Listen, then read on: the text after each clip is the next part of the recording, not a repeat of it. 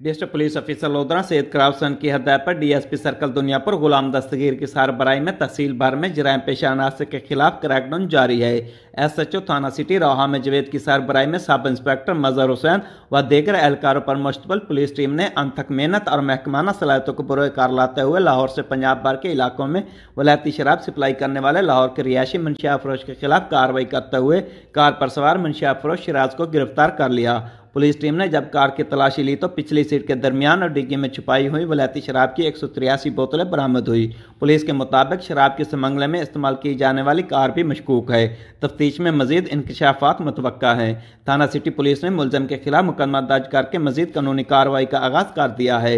District police officer Syed कराउसन ने मंशिया फरोश के खिलाफ कार्रवाई करके मंशियात के समंगले रोकने पर एसएचओ थाना सिटी रोहा में जवेद व दीगर पुलिस टीम की कारकर्दगी को सराहा है। डिस्ट्रिक्ट पुलिस ऑफिसर सैयद कराउसन ने इस मौके पर मीडिया से गुफ्तगू करते हुए कहा कि मंशिया फरोश समाज के लिए नसूर हैं, इनसे कोई रियायत नहीं बरती जाएगी।